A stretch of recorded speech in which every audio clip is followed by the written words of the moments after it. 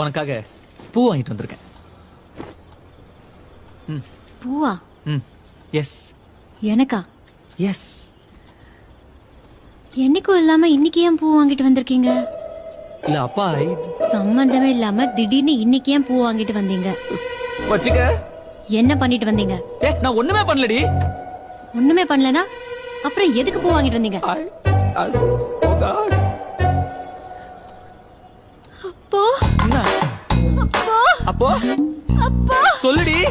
வேற ஒரு பொண்ணு. ஐயோ ஐயோ ஐயோ யாரு பண்ணாத. யாடி கேட்காத. பாப்பா என் மூஞ்சி உன்னை விட்டா யாரடி பாப்பா?